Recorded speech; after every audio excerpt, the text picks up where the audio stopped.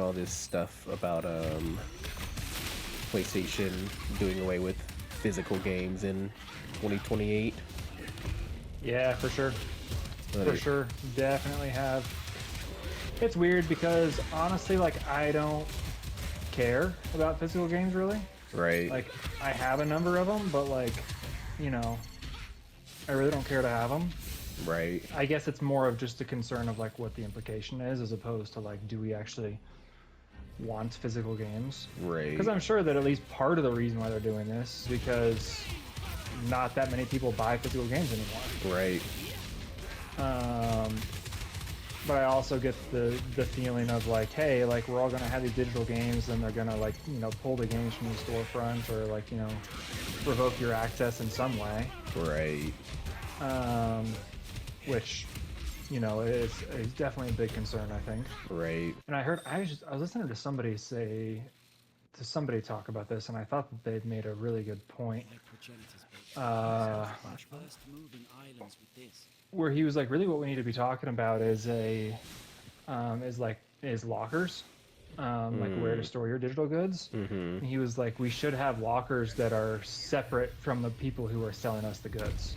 Hmm. So like we should have like a separate company should be where where we're able to store our games, and then Sony, um, sells us the games, but then somebody else is the one who stores it. Interesting.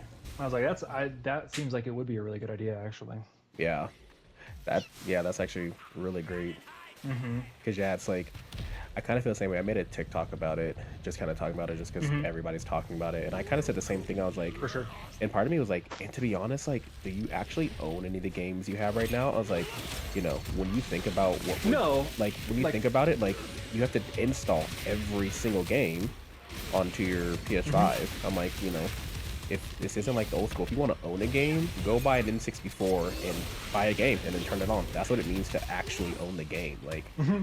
if they make it where you have to have an update to play a Yeah. game, like it doesn't matter if you have a disc copy of Overwatch. If you can't play Overwatch Uh-huh. online because you need the latest update, who cares? Like it's a Yeah, done deal. for sure. For sure. And I mean, technically, the licensing is the exact same on those old games as it is on current games, but I mean, you're right in that since the older games didn't need an online, access for anything, they can't really take away the gameplay experience from you if you have the disc Right, or the cartridge or whatever it is. right. So that was kind of my take too. Is like, yeah, like I get it. Like it feels crappy because of how PlayStation has kind of like positioned themselves or tried to position themselves in all of this for however long.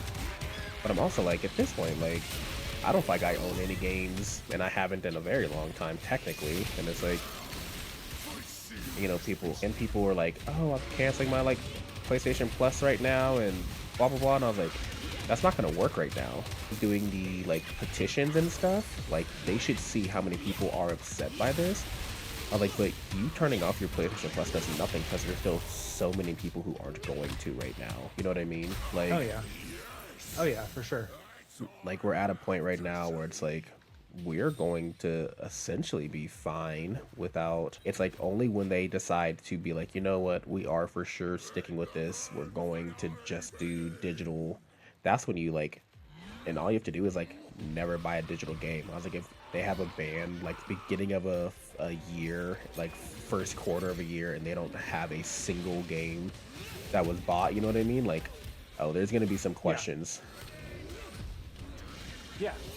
And I mean, that's the thing is there are never going to be enough people who. But yeah, I mean that's the problem. Like you're to get enough people on board to actually do that, or boycott Sony or whatever. Like it's not going to happen. And part of the reason why Sony's doing this is because it's like I think we all think or know that like Xbox is out of the console game. Like Right.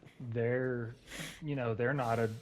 they're not a competitor at this point. They can't do anything to really hurt Sony, and so it's Sony's got to be feeling like, well, cool, we can kind of do what we want, and who's going to come in and make us hurt for this decision?